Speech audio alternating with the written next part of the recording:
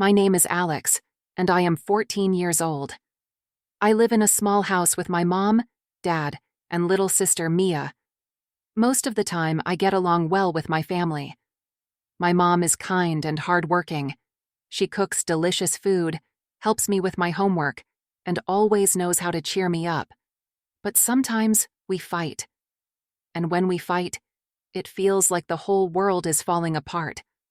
One day, something happened that made me very angry at my mom.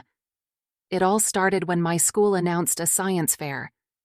I was really excited because I love science. I decided to build a volcano that would erupt with baking soda and vinegar. I worked on it for 2 whole weeks. I painted it, added trees and rocks, and made it look like a real volcano. I was so proud of it. The night before the science fair, I showed my volcano to my mom. I expected her to say something like, "Wow, Alex, this is amazing." But instead, she said, "It's good, but don't you think you could have done something more original?" Lots of kids make volcanoes. Her words hit me like a punch in the stomach. I had worked so hard on my project, and now it felt like she didn't even care. I tried to explain to her how much effort I had put into it, but she just shrugged and said, "I'm just being honest, Alex. I think you can do better." I felt tears welling up in my eyes, but I didn't want to cry in front of her. "You don't understand anything," I shouted and ran to my room. I slammed the door and threw myself on my bed. My chest felt heavy and my mind was racing. Why couldn't she just be proud of me? Why did she always have to find something wrong? The next morning, I barely talked to her. She tried to wish me good luck, but I just nodded and left for school.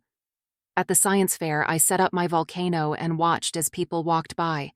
Some kids had really amazing projects, like robots and solar-powered cars. I started to feel small and embarrassed. Maybe my mom was right. Maybe my volcano wasn't good enough.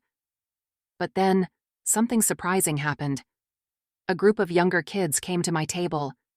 Their eyes lit up when they saw the volcano. "Does it really erupt?" one of them asked. I smiled and showed them how it worked. When the vinegar hit the baking soda, the foam burst out like lava, and the kids clapped and cheered. In that moment, I forgot all about the competition. I was just happy to share my project with others. When I got home, my mom was waiting for me in the kitchen. I put my trophy, a small medal for participation, on the table and sat down. She looked at me with soft eyes and said, "Alex, I'm sorry if I hurt your feelings. I didn't mean to make you feel bad about your volcano. I was just trying to push you to do your best.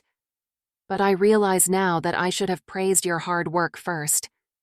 I looked at her and felt the anger inside me melt away.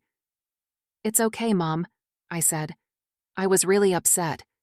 But I understand now. I just wanted you to be proud of me." She smiled and pulled me into a hug. "I am proud of you, Alex. Always. And your volcano was amazing." From that day on, I learned that sometimes people say things that hurt, even if they don't mean to. And my mom learned that it's important to show love and encouragement, especially when someone has worked hard. We both promised to communicate better and be more understanding. And even though that fight made me angry, it also brought us closer in the end.